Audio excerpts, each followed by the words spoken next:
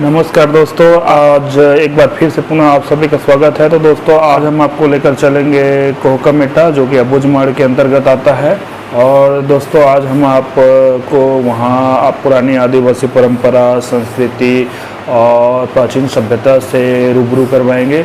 दोस्तों, यह एक पेन यात्रा है दोस्तों, और यहाँ लगभग इस साल 35 साल बाद आयोजित होने वाली है, जिसको वहाँ के लोग और हम सभी उसको वगवा का नाम दिए हैं। तो दोस्तों, ये जो वगवा है, वगवा का अर्थ होता है बहुत समय अंतराल पश्चात और सदियों अंतराल पश्चात आयोजित होने वाली यात्रा है दोस्तों। और चूँकि यह यात्रा वहाँ के मुख्य पेन है, मुख्य देवी है जुंगे मुत्तैयाया के लिए आयोजित हो रही है, और उसी का वगवा जो आप देखेंगे वहाँ। और ये वगवा है दोस्तों, लगभग 35 वर्ष बाद आयोजित होने वाली है अबूझमाड़ के कोहकामेटा में। तो चलिए दोस्तों, आपको अबूझमाड़ कोहकामेटा की ओर ले के चलते हैं। एक जुंगे मुत्तैयाया के पेन यात्रा में लेके चलते हैं, वगवा में लेके चलते हैं। तो चलिए दोस्तों, आपको पुनः एक बार सेवा जोहार है।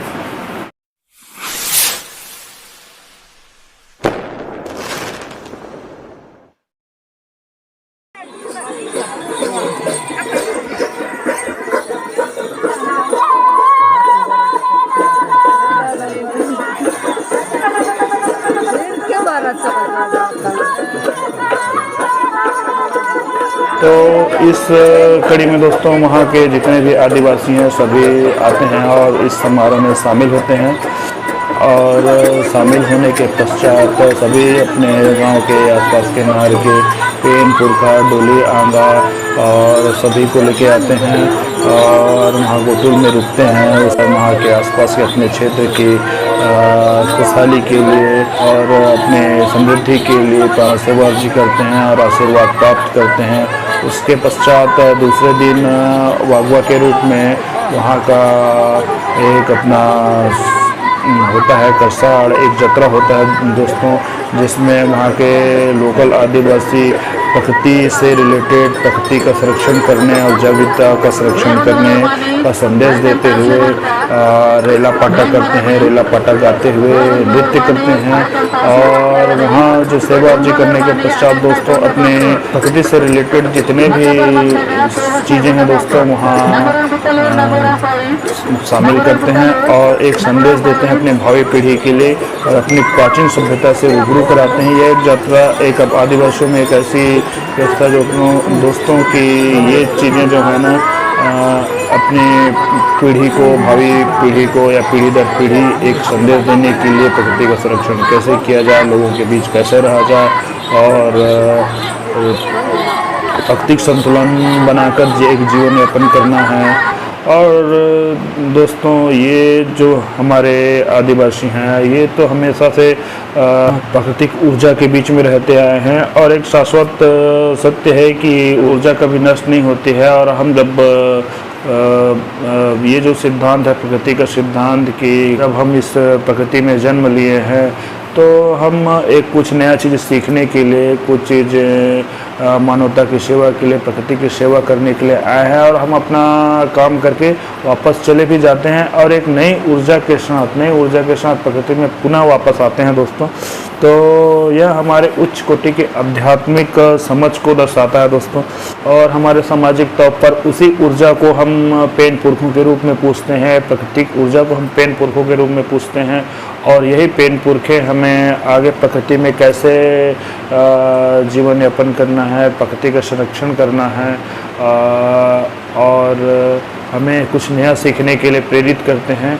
तो यही हमारे आध्यात्मिक समझ को आप अगर बारीकी से नहीं समझ पाएंगे या अच्छे से नहीं समझ पाएंगे, तब तक आपका ज्ञान अधूरा रहेगा दोस्तों।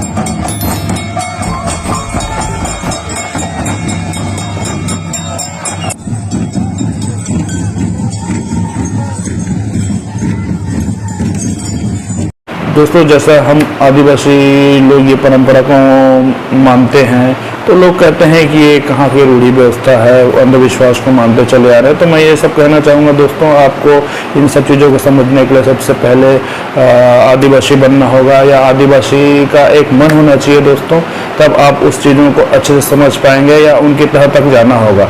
और जब तक ये सब चीज़ें समझेंगे नहीं तो ये सब चीज़ें आप जानेंगे भी नहीं, और आपको तह तक जाना होगा और उनकी जो परंपरा है उनको अपनाना होगा या अच्छे से जानना होगा, बारीकी से जानना होगा, तभी आप समझ पाएंगे। क्योंकि ये हमेशा रहते आए हैं जंगलों, पहाड़ों, नदी नालों के बीच में, और उन्हीं के बीच में रहते हुए प्रकृति के अनुकूलित वातावरण में प्रकृति का बीच संतुलन बनाकर रहते आए हैं। तो हम सारे आदिवासियों को समझने के लिए आपको अपने आप में एक आदिवासी का मन बनाना होगा, आदिवासियों के बारे में गहन जानना होगा, तभी आप ये सब चीज़ें अच्छे से जान पाएंगे और समझ पाएंगे।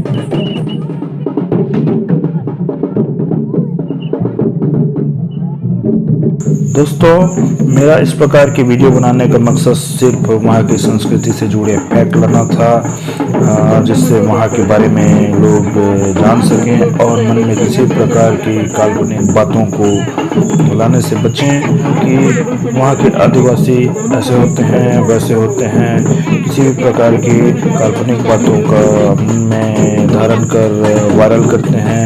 तो दोस्तों मैं कहना चाहूँगा, हम आदिवासियों को समझने से पहले मन में एक सच्ची आदिवासियत होनी चाहिए, क्योंकि वहाँ की परंपरा विशुद्ध रूप से पारंपरिक प्राचीन सभ्यता पर आधारित एक पवित्र संस्कृति है दोस्तों, तथा प्रकृति से रिलेटेड और आज के वैज्ञानिक दृष्टिकोण से प्रकृति संरक्षण एवं जैव विविधता के ज्ञान का प्रसार करती है। तो दोस्तों मेरा आप सभी से निवेदन है कि किसी भी प्रकार की सच्चाई को जानने से पहले मन में किसी भी प्रकार के काल्पनिक बातों को वायरल ना करें। हम आदिवासियों हम हमारी परंपरा को बदनाम न करें, अबूझमाड़ को बदनाम न करें। तो दोस्तों आज के ब्लॉग में बस इतना ही, और मिलते हैं नेक्स्ट ब्लॉग में। तब तक के लिए जय सेवा, जय अबूझमाड़, जय बस्तर।